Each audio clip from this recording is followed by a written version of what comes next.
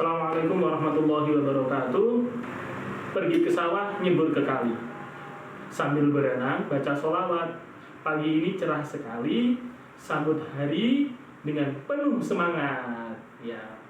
Berjumpa lagi dengan Pak Adi. Mari kita belajar bahasa Indonesia.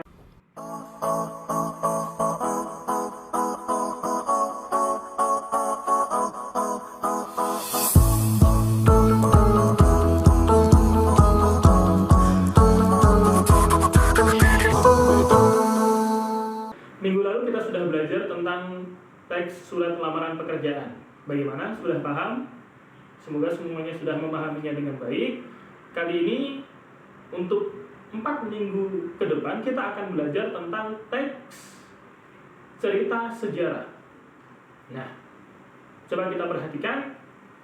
Kalau minggu lalu kita belajar teks lamaran pekerjaan, sekarang kita belajar tentang teks cerita sejarah. Ini tentu saja sangat berbeda. Teks surat lamaran pekerjaan dibuat secara nyata dan formal, sedangkan teks cerita sejarah adalah teks yang diambil atau dibuat berdasarkan cerita-cerita di dalam kisah sejarah, atau bisa sejarah-sejarah kerajaan, sejarah-sejarah budaya seperti Wali Songo dan lain sebagainya. Nah, jadi secara sederhana, teks cerita sejarah adalah teks yang berisi imajinasi penulis berdasarkan kisah-kisah sejarah pada zaman dahulu. Bisa dipahami ya? Kenapa kita harus belajar teks sejarah, atau kenapa kita belajar teks sejarah? Di dalam teks cerita sejarah, kita bisa belajar banyak hal tentang norma, tentang perilaku, tentang budaya, tentang agama, dan masih banyak yang lainnya.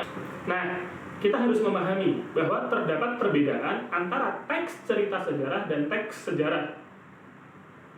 Nah, ini jangan sampai kita salah. Teks cerita sejarah adalah teks imajinasi dari seorang penulis tentang cerita sejarah tertentu. Jadi sifatnya sudah imajinatif.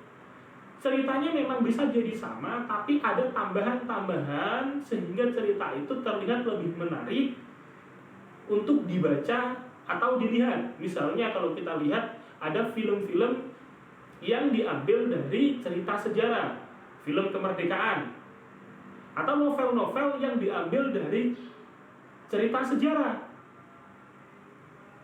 Contohnya ada novel Kartini. Nah, itu dari sejarah ibu kita Kartini. Ada film Soekarno, itu juga diambil dari sejarah cerita Soekarno. Sedangkan teks sejarah, tidak ada kata ceritanya ya, itu merupakan teks yang formal yang ditulis berdasarkan kisah nyata. Jadi tidak ada tambahan-tambahan dari penulisnya. Murni apa yang terjadi tentang sejarah tertentu. Ini kita bisa menemukan teks-teks sejarah di dalam peninggalan-peninggalan kerajaan misalnya. Itu ada teks-teks sejarahnya. Nah, sekarang kita menginjak ke materi selanjutnya, yaitu struktur dalam teks sejarah. Nah, ini sedikit rumit karena ada 6 struktur dalam teks cerita sejarah. Sebelum kita mengenal struktur teks cerita sejarah, Pak Guru tadi baru menyinggung bahwa teks cerita sejarah itu bentuknya bisa menjadi novel, bisa berbentuk cerpen atau cerita pendek. Namun kebanyakan memang berbentuk novel dan difilmkan. Tapi ada juga teks cerita sejarah yang ditulis dalam bentuk cerpen. Nanti akan Pak Guru kasih contohnya ya di belakang. Apa saja yang menjadi struktur dalam teks cerita sejarah? Yang pertama adalah orientasi. Orientasi berisi tentang pengenalan. Bisa pengenalan tokoh, pengenalan suasana, pengenalan cerita. Nah, setelah orientasi ada pengungkapan peristiwa. Nah, peristiwa apa saja yang terjadi di dalam teks cerita sejarah di sana mulai diungkapkan, mulai dikasih gambaran oleh penulisnya. Struktur yang ketiga setelah pengungkapan peristiwa adalah menuju konflik. Tidak ada cerita tanpa konflik, karena cerita akan menjadi lebih menggugah selera untuk dilihat, membuat sesuatu mendebarkan kalau ada konflik. Tidak ada film, tidak ada novel, tidak ada cerpen tanpa adanya konflik. Nah, Struktur yang ketiga adalah menuju konflik. Di sini sudah mulai ditunjukkan konflik-konflik yang ada di dalam cerita teks sejarah. Yang keempat, ada puncak konflik. Tidak ada konflik yang tidak selesai. Jadi ada puncaknya konflik itu. Jadi kita sebut juga sebagai klimaks. Setelah tadi ada pengenalan konflik, ada puncak konflik. Puncak konflik ini berarti masalah itu adalah masalah yang semakin membesar. Ini pasti kita sudah biasa ya, kalau kita ada di dalam film-film ya, pasti ada masalah itu semakin menegangkan, semakin besar.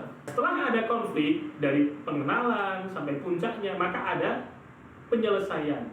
Nah, di sini pasti di dalam cerita atau novel ada penyelesaian untuk konflik yang ada. Terakhir adalah koda. Koda adalah nasihat-nasihat atau moral atau makna yang baik yang dapat kita ambil dari kisah tertentu. Nah, itulah struktur yang ada di dalam teks cerita sejarah. Jadi kalau Bapak rangkum ada yang pertama orientasi, lalu pengungkapan peristiwa, lalu pengenalan konflik, lalu ada puncak konflik, lalu ada penyelesaian konflik, dan ada koda.